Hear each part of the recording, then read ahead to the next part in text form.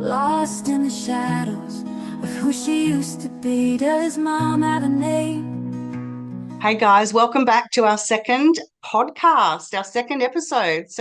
Of Does Mom Have a Name? I'm Deb, and this is my co-host, Nicole. Yeah, welcome back to the second episode. So exciting, Deb. How did you think we went last week with our first episode? Oh, look, we've had so many responses and questions. Look, I think for our first episode, we did okay. Yes. So I'm just looking forward to letting it flow and see what happens. Yes. But we've had some really great responses from the podcast, and we've had questions and people joining us. And which actually, the person that put the question on YouTube inspired our topic for this week. Yeah, on So we're going to talk self-care. about, we're going to talk about self-care a little bit. Yep. So, And I just wanted to let the viewers know too that we are not only on YouTube, but we're also on Spotify. So you can go on there and listen to us while you're driving to work in the mornings. And yeah, it's exciting to be on there.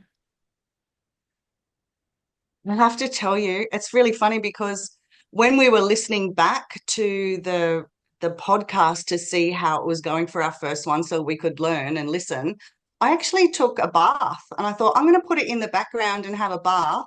So that's probably my little share about self-care when I need to chill and relax and get rid of some nervous energy, I suppose, and the stress of the day. I did take a bath or three last week. So yes. Yeah. Yeah. Yeah. So yeah, the What question. about you, Nicole? Yeah, so I was inspired by that question too, because self-care is something that we as mums don't always give us time to do. So for me, actually, self-care is going to my bedroom, which I've learned recently is a safe space. And, it's having my floral quilt and as my boys call it, my grandma bedroom because it's full of florals and teacups and things like that. But yeah, and watching a show that I've already seen. So at the moment it's Gilmore Girls. And what I learned from my psychologist is that when you have autism, you like watching shows that you're not surprised by the ending. So I've actually been watching that show Okay. reruns for 20 years now. So, and every year I watch it and it has like 12 seasons and I still enjoy it. Yeah. Yeah. Yeah. That's really interesting because sometimes when I'm feeling a little bit flat or need a bit of rejuvenation, I will watch some things that I've watched before, but something that I know is going to be a bit funny and going to Yeah. make me have a bit of a giggle. Yeah. Yeah. Yeah. So yeah, it's funny how we all have those different things that we like to do for self-care. And sometimes I remember when my boys were little, I wouldn't have had time to do that, to go to my room and watch, Netflix. I don't think Netflix was even out then. So it was, DVDs and things. But I remember in those days, it would have been a bath. It probably would have been a 5 minute uninterrupted bath was my idea of self-care. Oh, yeah, lucky you. How many mums out there would try to go to the bathroom and there's always someone else that wants to talk to them at the same time? Yes. Yes. You Yes. can't get 5 minutes, can you? That's why I said 5 minutes of uninterrupted bath time. That's good. But that's it. Yeah. Okay. So, what are we doing today? So today we're actually interviewing someone who has recently been diagnosed with ADHD. And as you guys know, me being diagnosed with autism last month. So really interested in talking to women who have a late diagnosis and understanding what their journey was and how they felt when they got diagnosed. Absolutely. And we've got our special guest here with me. So I'll move over and let young Kerry come and sit with me. All right, Deb. So, do you Sit. want to introduce your guest to your left? Yes, this is my guest. Do you have a name? Yes, I Hey, do. I'm Kerry. Yes. Kerrie. This Yeah, is my sister. yeah. Hi. And I, within the same week or two or month, both of you had received a diagnosis. Yeah, So I'm life going to change. hand it over to Oh, my sister so yep, she can explain what she has actually been diagnosed with. yep. And then maybe I might leave it with you two to have a little bit of a chat. Okay, sounds good. So, Kerry, You're up. yes. Okay, so why don't you Okay. tell us what your diagnosis was? I was recently diagnosed with ADHD. Yeah. So yes, Yeah. And that how did was quite a journey getting there. yeah. And how long have you known that you've got ADHD for? Yeah, that's a funny question because my youngest son, who has a few diagnoses, when I'd be researching what he was dealing with his challenges, I'd be like, oh, that sounds familiar. But you sort of go, oh, I'm just looking too much into it. Yeah. It's just because it's on my radar, I'm paying attention to it. But as far as ADHD, oh, I'd have to say a few years. Yeah. But it's probably only been about the last 12 months that it really started to impact my life to the point where I thought I need to do something about this because I can't manage it Yeah. now. It's impacting work. Yeah. So was that your moment of I need to go get a diagnosis? Yes, Yeah. yes. And my daughter also was seeking a diagnosis for the same thing. So we did it together with Okay. different doctors, but went through the process together. Okay. So what was your initial thought when you were told that you did have ADHD? What was your first I thought? wasn't surprised. Yeah, Yeah. I wasn't surprised. I'd sort of come to the conclusion that I had. So it was just reinforcing it and just, okay, so now that this is actually official, what are my options? What Yeah. can I do moving forward? Because I actually cried when my psychologist told me that I had autism. And, and it wasn't, like I said last week, it wasn't because I was sad. It was because I thought, I was right. I knew it. I'm not weird. I'm Yeah. just quirky. And I, just have Yes. different thoughts. And yeah, so it was a bit of a relief for me. I don't know if you felt that relief that like, oh, like you can take a Yeah. breath almost now because you know what Yeah. And you do. did you say to yourself, oh, so it's not just me? There is a Yeah. reason. Yeah. I'm not broken. Yeah. And then I started going back over my whole life and going through things that I've gone through as a child, like not having a lot of friends and not being in social events and all these things where I went back and went, that's why I was like that. That's why I spent Friday nights at home. That's Mm-hmm. why, just all these things started to make sense. Like this puzzle suddenly found the Mm-hmm. pieces. That's what it felt like for me. Mm. Well, Yeah. Deb and I have joked over the years about our entire family being on the spectrum. And we sort of have a bit of a giggle about it, but I think deep down we're like, yeah, we probably are. Yeah.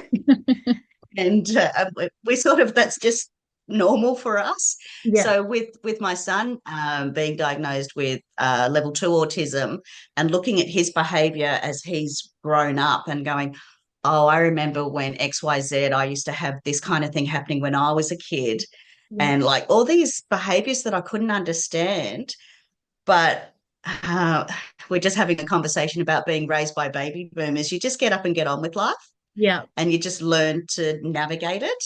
Yeah. Yeah. So Exactly.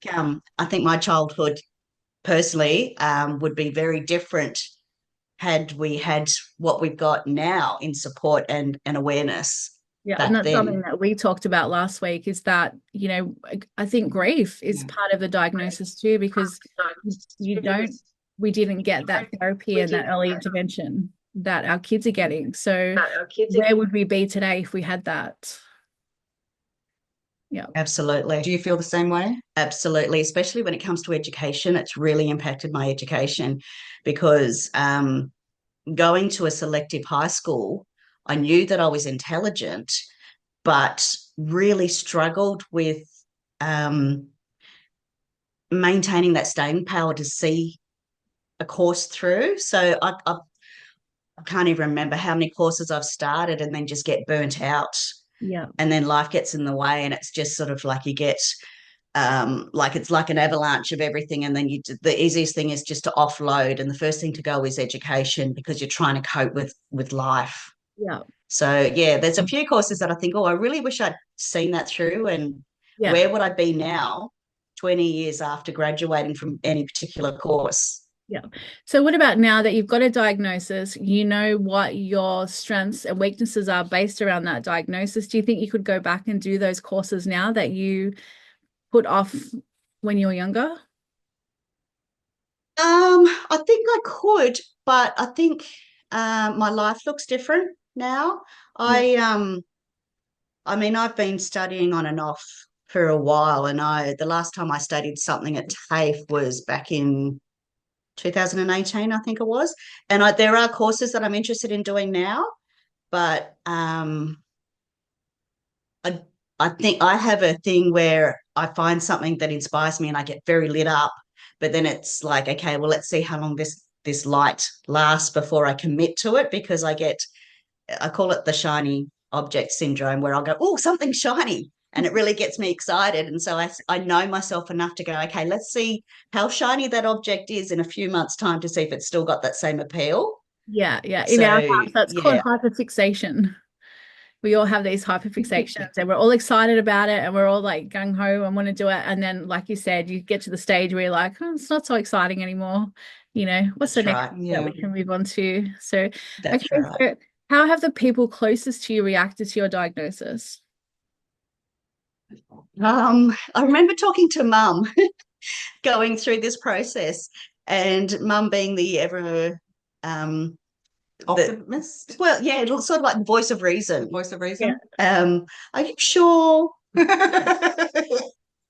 what makes you think that you need to be looking into this, And I've heard this, that sometimes this gets misdiagnosed and everything. It's like, Mum, I appreciate it, but it's something that's been on my mind for a long time. It's not something that's just come up recently through recent traumatic events or anything. It's something that's been on the radar for a long time, but it's just come to a head because, like I said, it's really impacted work to the point where it's like, oh my God, what's happening at work is not who I am as a person, but I'm making silly mistakes, but they have a big impact because of the industry that I'm in, which is like not like it's not like the medical industry and I'm doing something medically negligent or anything. But you're still responsible. I've still got a fair bit of responsibility within my job. And it's like, oh, this is really painting a bad picture on my professional profile. I need to do something about this.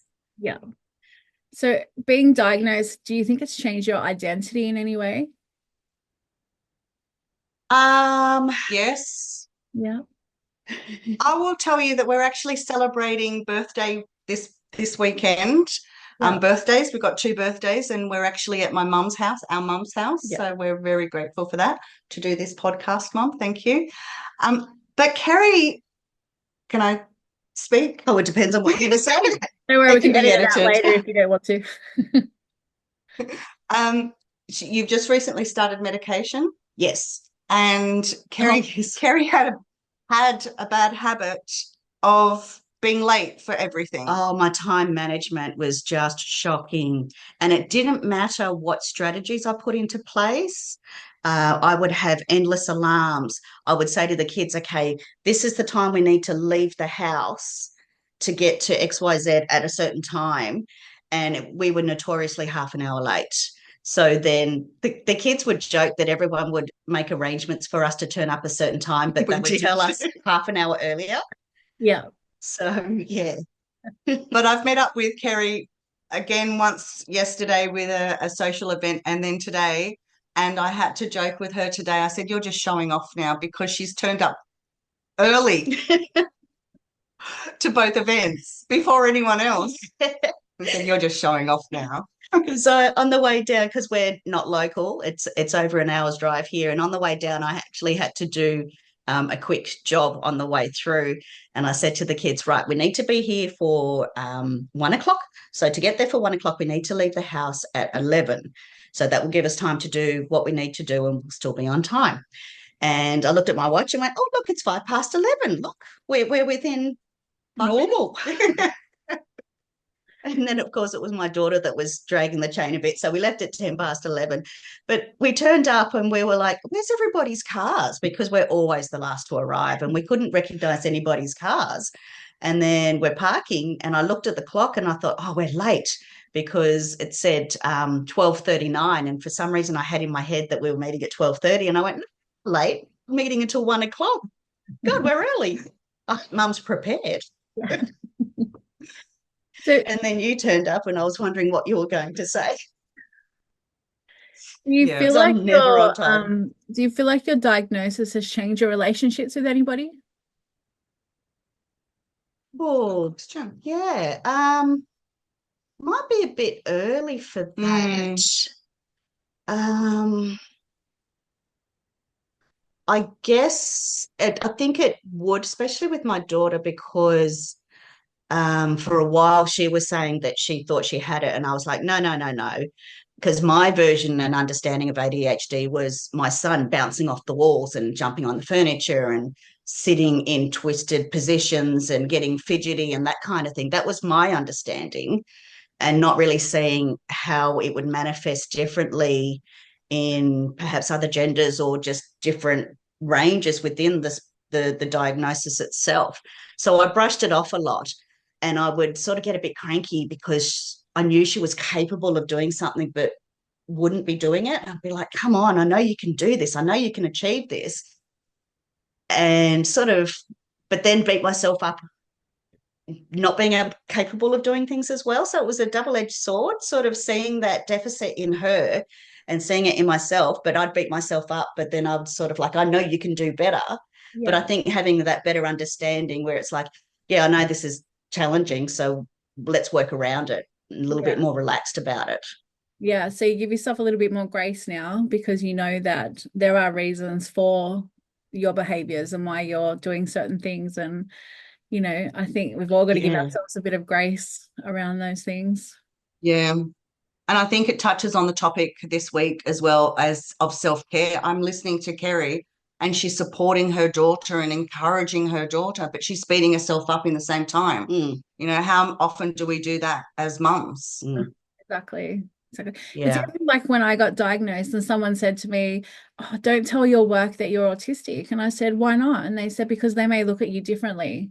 And I said, I've just spent 18 years advocating for my son to be proud of being autistic and, you know, don't let anyone tell you that you can't do anything.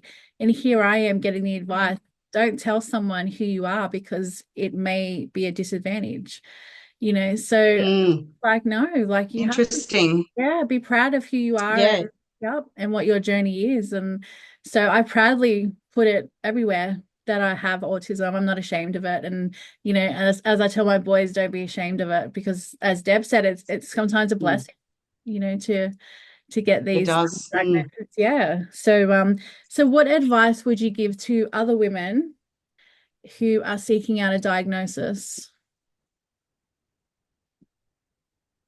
do some research. Do as much as you can, read as much as you can from reputable sources, I guess you could say, Yeah. or just anything as much as you can, just to get an idea of what it would look like in very different scenarios. And I guess just sort of if that's what you think you're dealing with, I was told many years ago, if you think something is amiss, then something is amiss, Yeah. and look into it and talk to people, join groups. And that's why I commented on your podcast last week. It was good to see that there is a podcast out there with people with experience and qualifications who know what they're talking about, because in our days of technology, Mm. there's so much information out there online and everybody's an expert. And I'm always saying to my daughter in particular, what qualifies that person that you're following to share that information? Because people want to share their knowledge, but are they in a position to share it correctly and ethically? And do they have that education behind them to make sure that what they're sharing is accurate? Yeah, exactly. Absolutely. Do you think this will make you stand up and almost become an advocate for women with this diagnosis now? Do you think it's something that you want to share, obviously on this podcast, but like, you know, getting on social media and doing all those sorts of things so there's other women like you who are getting diagnosed that may be not sure of where to get a diagnosis or how to get a diagnosis or even how to process the feelings of getting a diagnosis. Mm. Yeah, I've already started that, not on social media, but at work I have. Yeah. Because we had a younger person that I was working with, and I would say, "Oh my God, you seriously need to go and see a doctor. You need meds." Like, she was just shocking. I mean, we joke about it. I wasn't. It's all jokes, yeah. It's all joking, and like other people at work too, they'd be like, "Yeah, you know what? I think that there's something going on." But I've been doing it for years with autism because of my son. And I've actually done a lot of advocating for families that don't know where to go, what to do.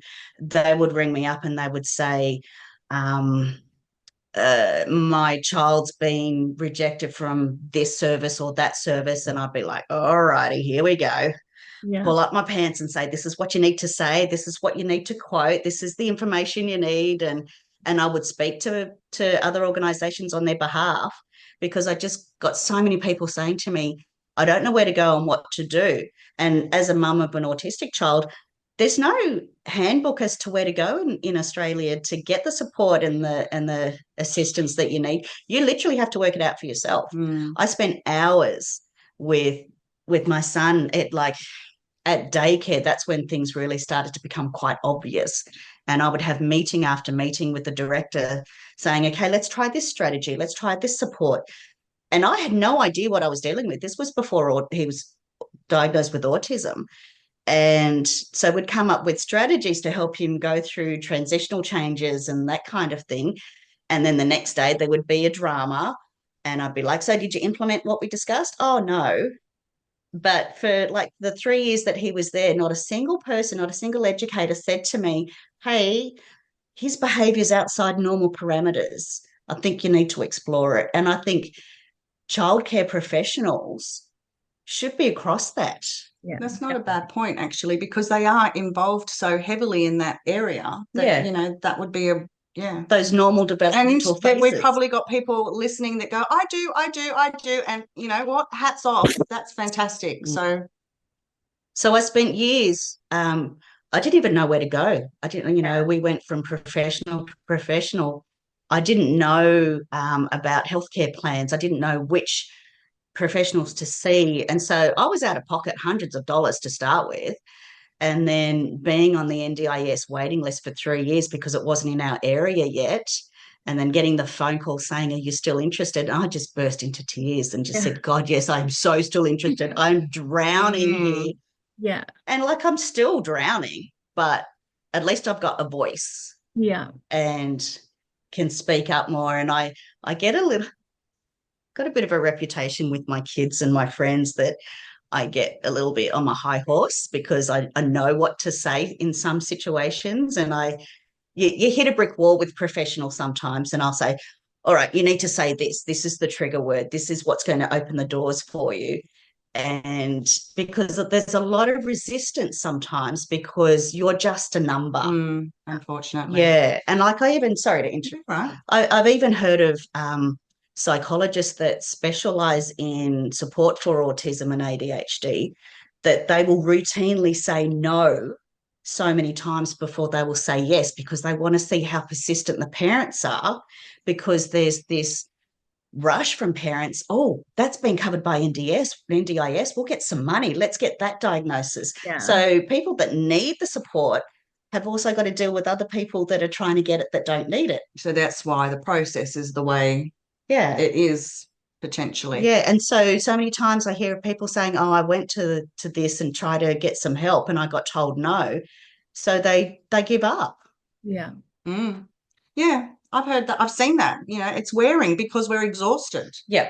So, and I've seen that in a lot of different areas. We'll just, keep trying. But how much energy do we have before we do fall off? I just want to do a bit of a shout out because young Ryan that Kerri's talking about, we're celebrating his birthday, but he was 15 yesterday. So yes, you've done well. I survived. Yes. You both survived. Yes. But, as challenging as it has been, being his mum has just opened up my world to stuff that I feel proud. I get Stop. a You're bit gonna make me emotional because I think, Yeah. all you suckers out there that don't have special needs kids, you're just not living. You're not opening up your heart to this amazing child, and Yeah. that are pushing you to the edge. Yet you grow as a person. Like, I'm a very different person Mm. to 20 years ago. Yeah. Yeah, no, I'm the same. I haven't shared my story yet about autism and, with my boys and, little bits and pieces, but I'm the same. I'm out there, I'm advocating, I'm, celebrating, I'm crying on national television talking about my son, so people will come up to me and say, "Hey, you're the mum that cried on TV." And I'm like, "Yeah, that's me." Like, so, like Oh. we all have our stories and our journeys, and yeah, it hasn't been an easy one for me, obviously getting my boys to where they are today. So I get it. Like everything you're saying, I've been there. I wish there was a handbook or even just someone to talk to, someone to ring and say, "I don't know what to do. Like, what's autism? I'd never even heard of autism." Something I saw in movies before my son was diagnosed. So it was a really new diagnosis and a life-changing diagnosis. Yeah. Yeah. Yeah. And then you come across all the well-meaning advice Yeah. from Oh, I people. learned very early on. I listened to my gut because therapists come in and out of their lives. It's for probably the first 2 years, I would listen to what they said. And then I realized that, no, you don't know my child as well as I do. And you're going to leave and someone else is Yeah. going to come in. So, no, I listen to what I hear. Yeah. Yep. And that's interesting too, Nicole, because how often do we go into families and we'll get a snapshot and they'll ask us questions, well, what do you think? Or what do I do? Or what? And I go, well, your mum, what do you think? Yeah. Absolutely. Because I can tell them strategies, but mums know their children inside and out. So they're going to know whether that will work or it won't work or whether they've tried it, and we've got to, individualize. So, Yeah. And we've been through a few pediatricians. The first pediatrician told me, that's all right. He just needs a really stern, strong teacher. Yeah. And then I've heard stories that he's told other people. He told another mother, "Oh, just every time your daughter does something wrong, just give her a jab with something sharp." And I'm like, and these are the pediatricians.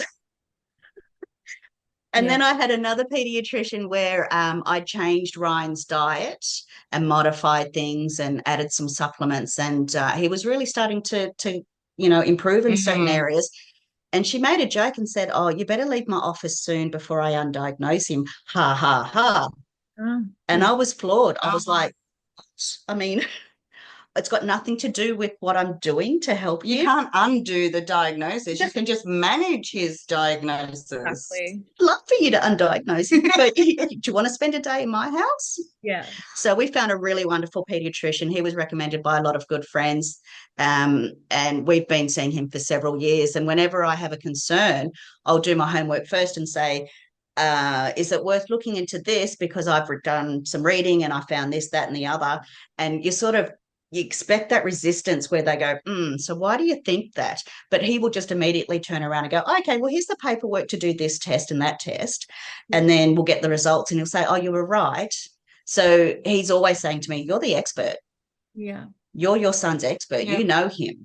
Yeah. So it's good to have that validation from the support team. So it took us a few years, but we have a good team. Yeah. Try homeschooling your kids too 18 years ago, pulling them out of school back before it was cool, before COVID. So yeah, we were definitely those weird homeschoolers, with the autistic kids, but it's paid off now. Like I would never go back and do something different. Yeah. It's just I would have loved to have done that. Yeah. But I'm not close to to family, so I don't have that. I can't just knock on your door and have a cup of tea and a cry. So I didn't have that daily support. And being a single parent and struggling financially, I thought, if I homeschool him, you're going to see me on the headlines.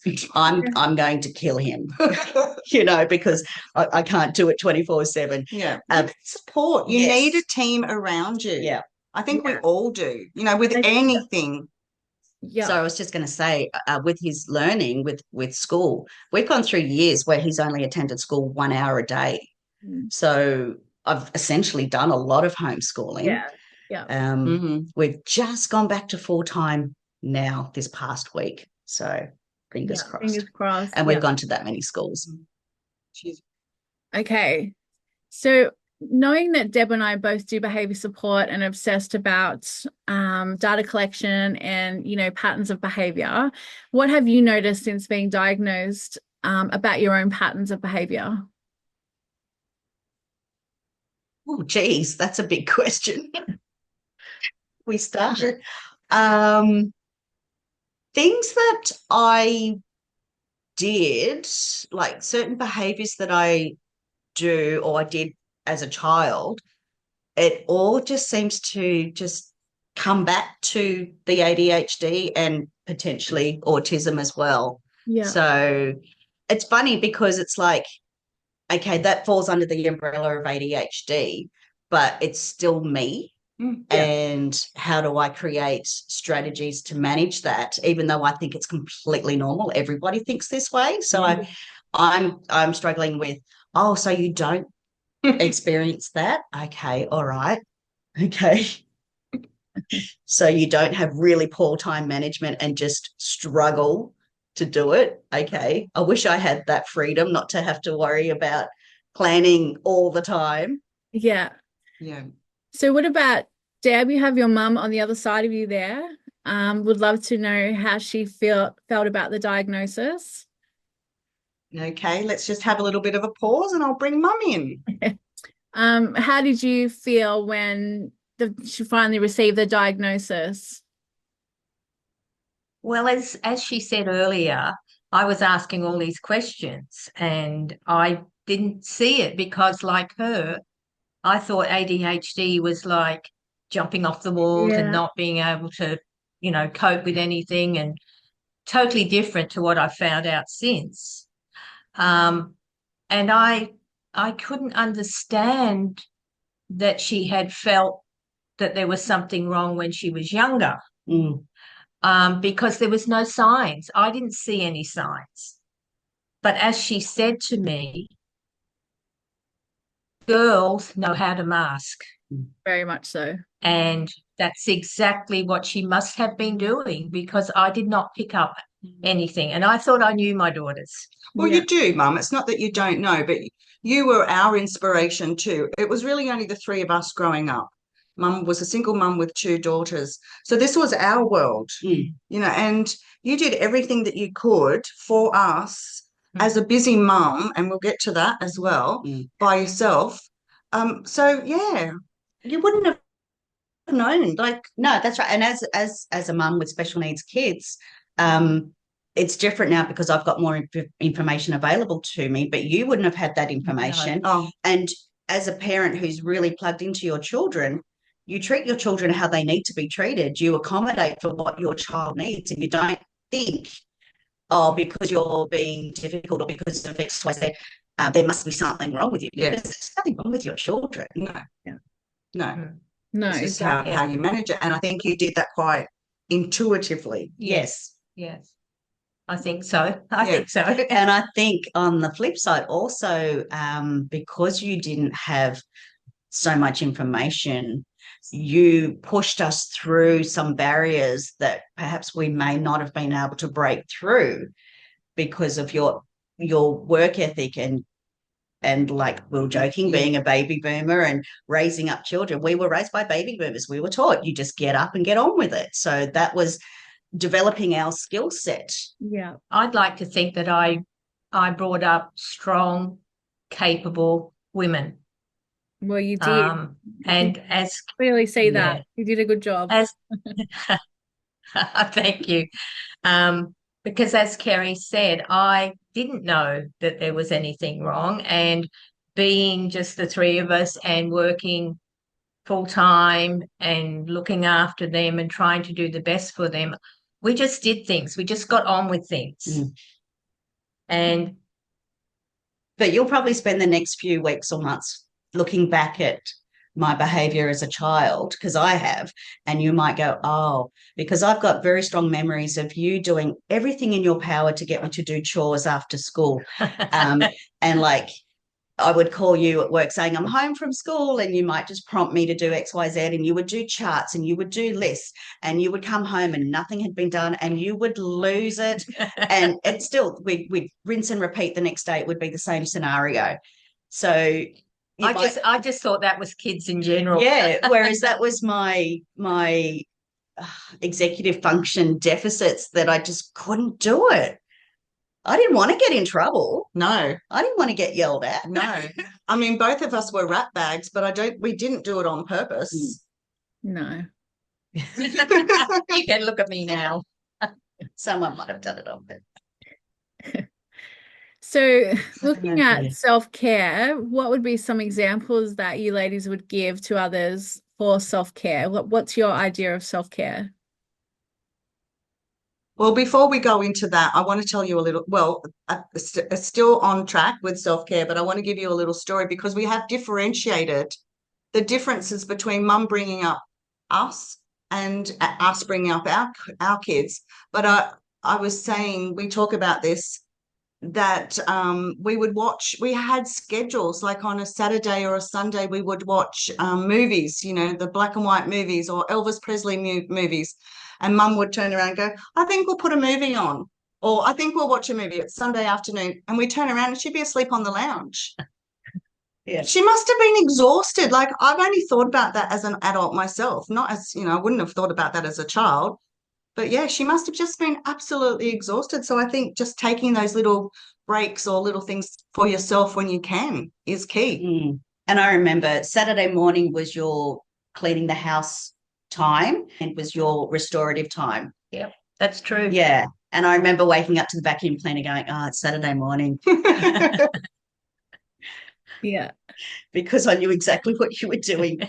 What about you, ladies? Would you have any advice?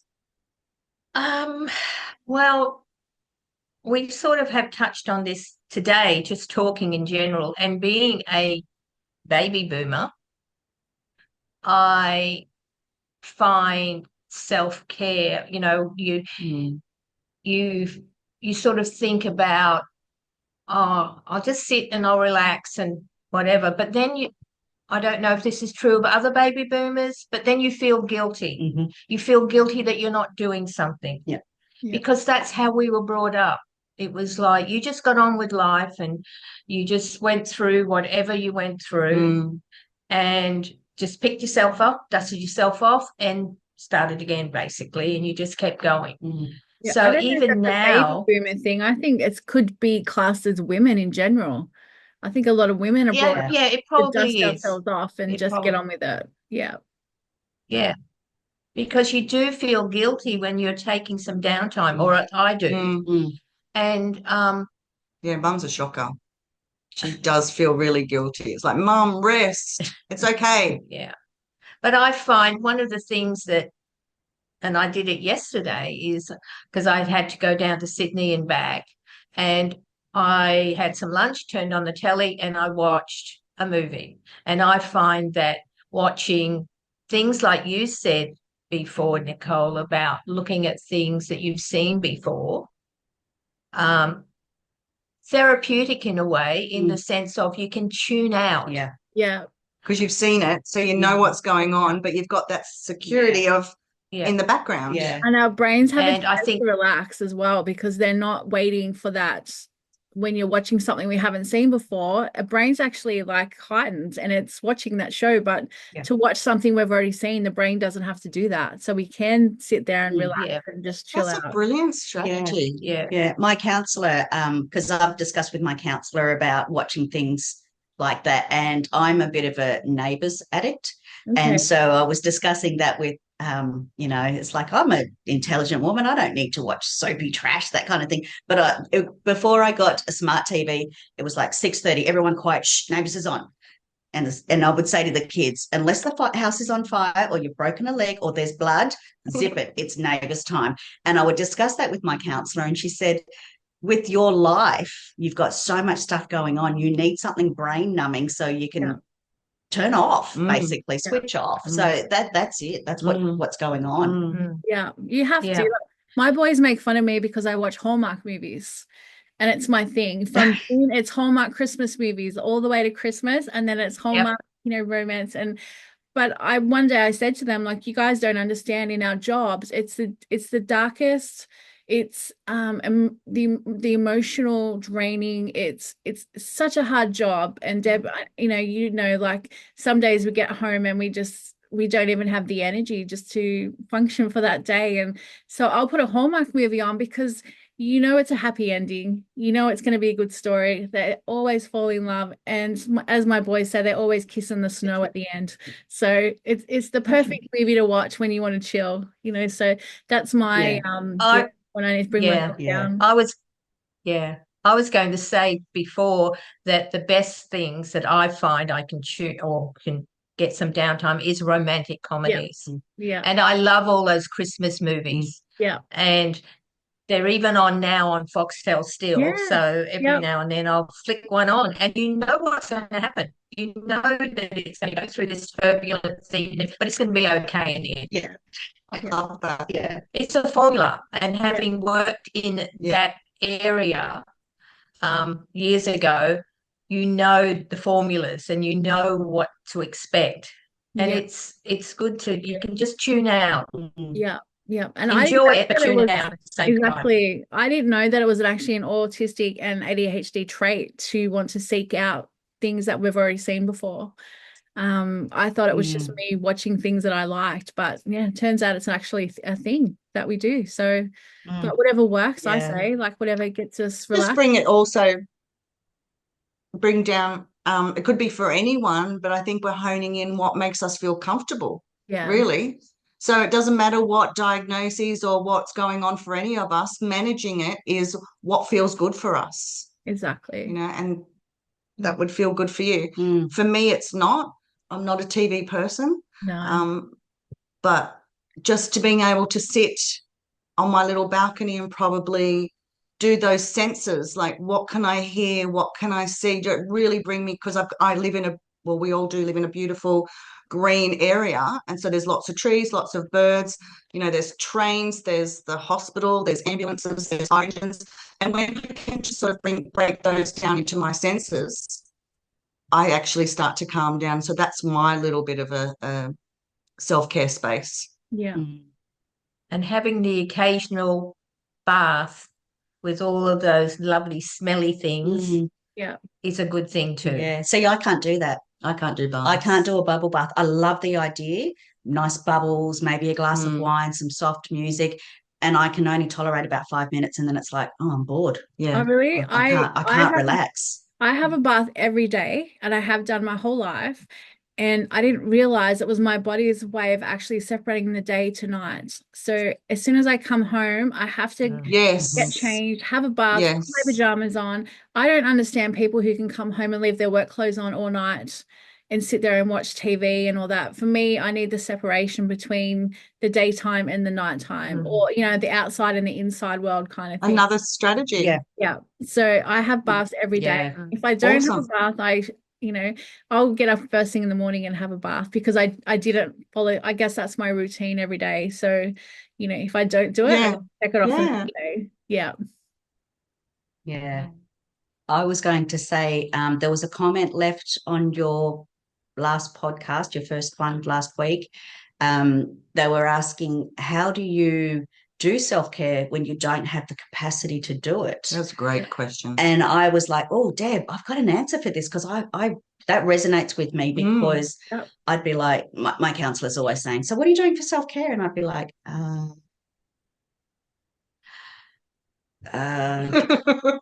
retail therapy? Yeah. Don't know. So I just said to Deb, sometimes you get to the point where the only capacity you have is to go and have a nap. And if that's all you can do, just have a nap, because then you are completely switching off, hopefully. And self-care has been very challenging for me, and I've had to really work hard to do it, because I've always had in my mind the financial constraints of paying for a service or doing something, because it always has to go to the kids.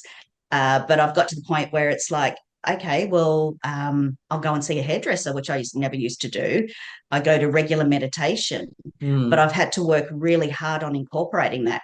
And exercise, like I used to be a gym junkie, we both were. And I love exercise, but having the capacity to do it, having the energy and allocating that time is really challenging. One of my jobs is dog walking. So I would then flip that into self-care because I'm getting paid to get out and exercise and working with animals, which is my passion. So that's how I've managed to incorporate self-care in my life. I've sort of tricked myself a little bit. Yeah. So it's amazing how it can look so differently for everybody. It's reframing it, isn't it? That's right. That's what I was Yeah, gonna I say. can't do like. Yeah, sorry, Nick. No, I was just going to say, I think that we need to relook at the word self-care and realize that it's not this grand gesture. You know, it isn't always going, because when I think of self-care, I think of like, oh, I want to go to the spa days, or I want to, you know, go get my hair colored or things like that. But really, self-care is just what it means to us. And like you said, it's those little things. It's, Absolutely. you know, and sometimes it's just getting a cup of tea in a pretty teacup for me. It's, you know, that can, even though it's a little thing, Absolutely. it can make my day so much better. So it's just what it means to us, I think. Yeah. I think the other thing, and I haven't been doing it of late, is just going for a long walk, especially on the beach. I know that sounds cliche, but going for a long walk, because you can tune out. You can just take in your surrounds and not think about whatever it is you that's have been right. thinking about. It's the Be in the senses. moment. Yeah. Yeah. And it's also, I was going to grounding. say, having a child with special needs, when Ryan was younger, catching up with a friend for a lunch was just, you couldn't do. You know, I've got some horror stories of what we've dealt with when we've gone out in public at those moments. So it got to the point where it's like, oh, okay. Our life was COVID lockdown, basically. We didn't go out and do stuff because it was just too hard. So you had COVID for the last 15 years. Yeah, basically. Yeah. So when people were saying, oh my God, COVID, I can't do anything, it's like, welcome to my life. Yeah. You know, that kind of thing. That's But what as Dal Ryan's told gotten everyone. older and more, sorry? I was just going to say that's what Dal told when he was being interviewed for this show, that his mum never took him out for 15 years and we didn't. We stayed home for 15 years because he was just that person. As you know, like if there was something wrong or something to be climbed on or something he shouldn't be doing, he was the kid that would do that stuff. So it was just safer to keep him at home. Yeah. Yeah.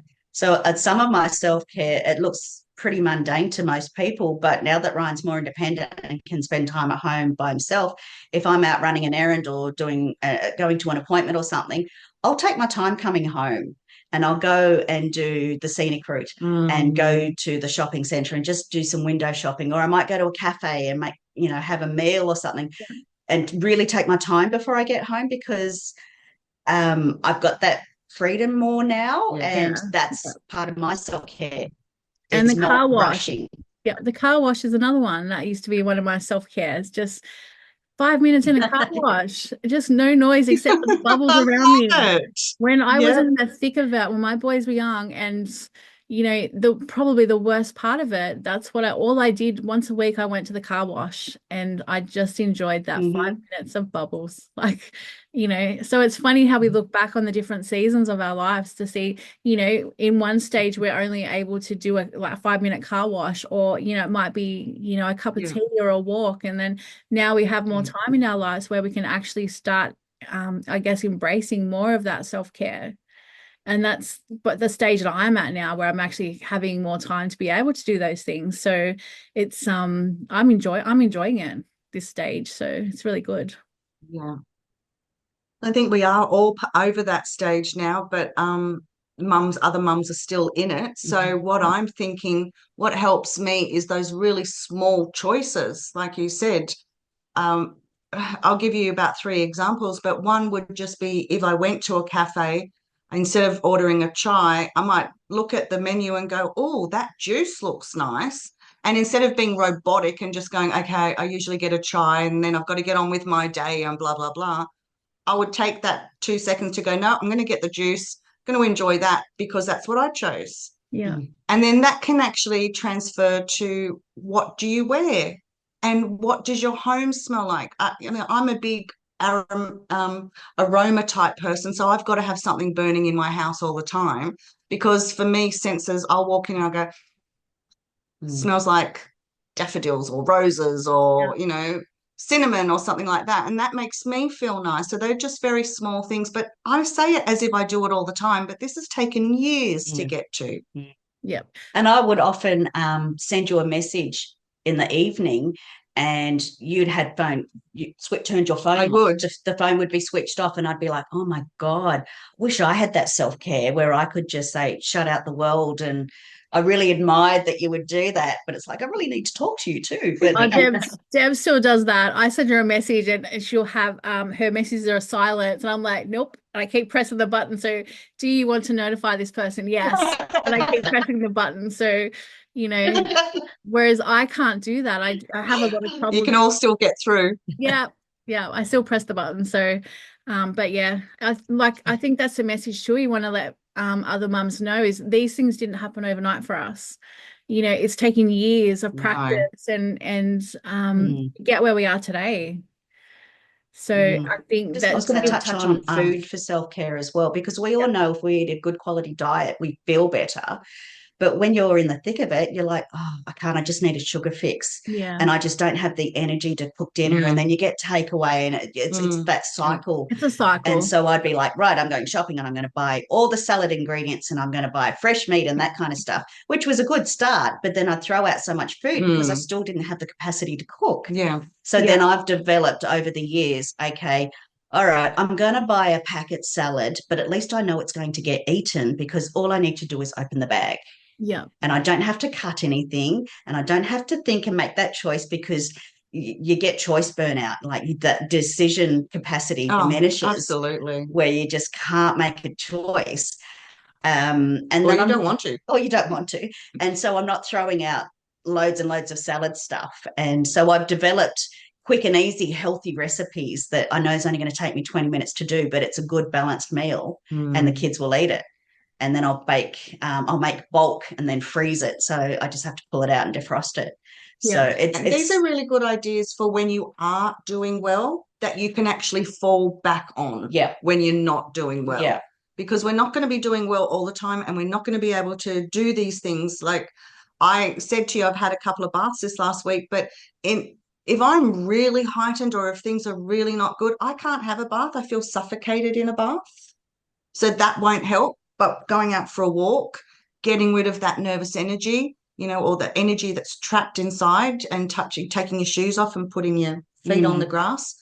So it's different for everyone, but there are ways that we can manage by taking care of ourselves. And I think one thing I want to leave this on is, what would you say to a girlfriend? What would you say to someone that you cared about? Because I think you need to say that to yourself.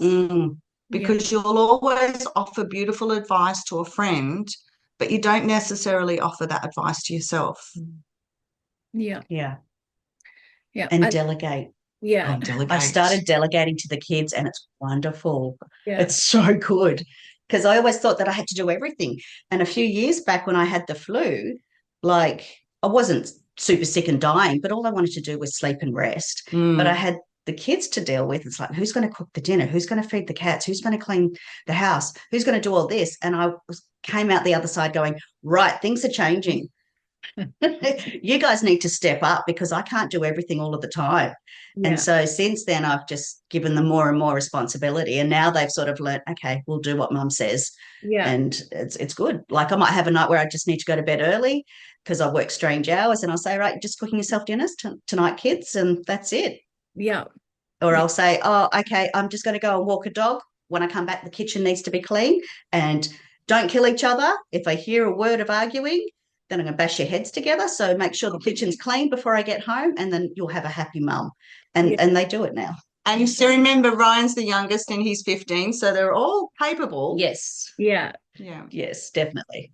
No, I used to be that mum. I think Ryan does more than do everything for my kids, and it wasn't until I started working in this job that I saw these older adults, in the early 20s, that didn't know how to function for themselves because their parents had done everything for them. And then I had that moment where I realized I wasn't actually doing my kids a favor by doing everything for them, because that's right. something happened to me they're going to be those kids that don't know how to function in this world. So I actually came home and I made the decision that day, right, my kids need to know how to do their washing. They need to know how to cook.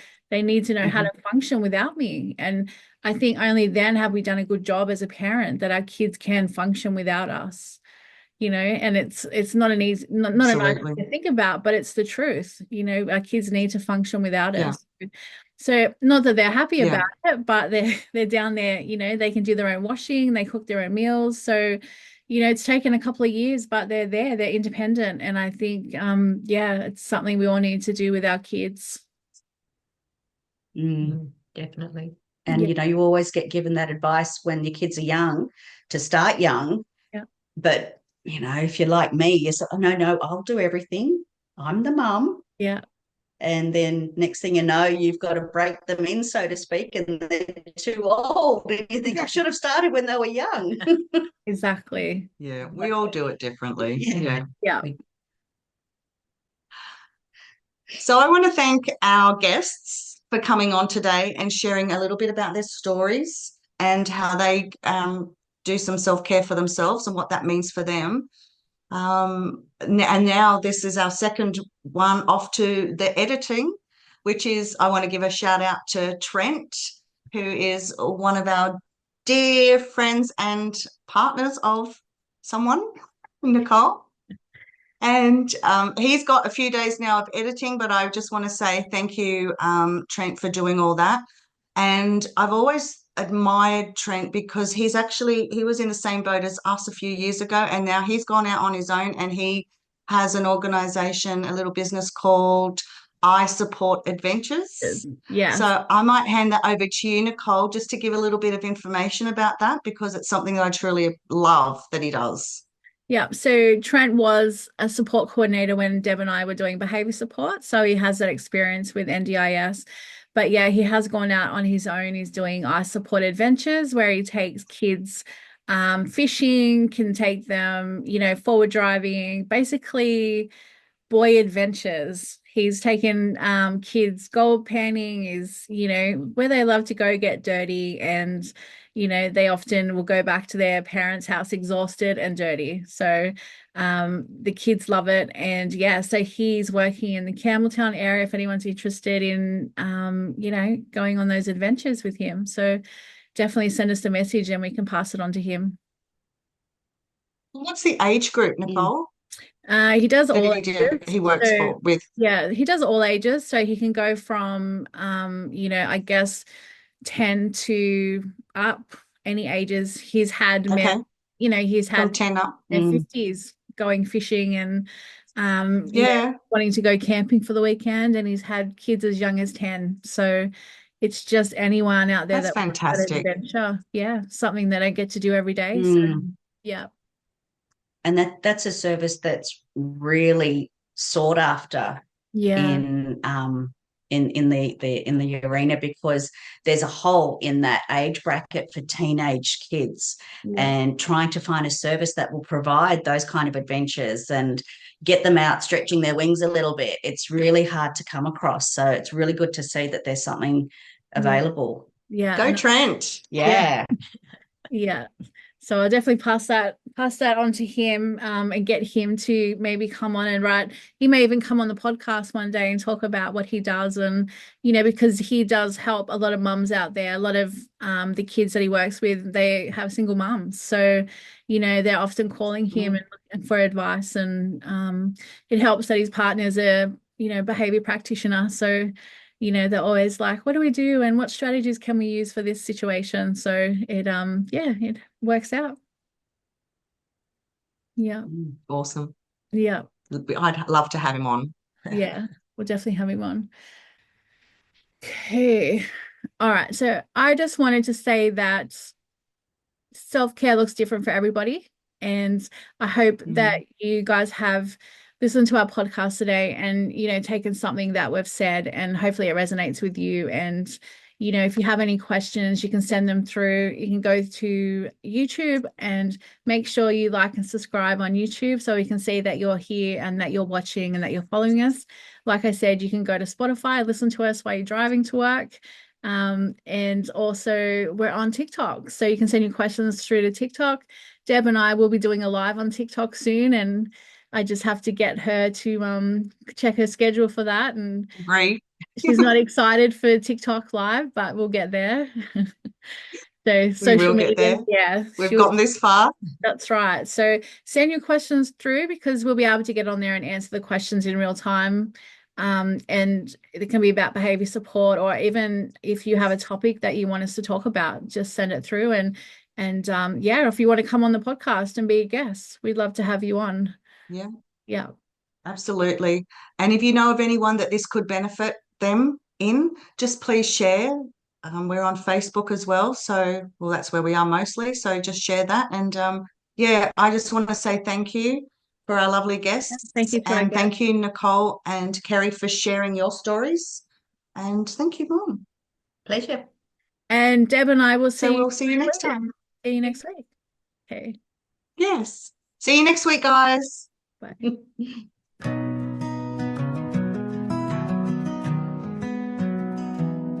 She's the one behind the scenes, holding up the broken dreams, wiping tears they never see, lost in the shadows of who she used to be. Does Mom have a name? Does she have a face? And she's the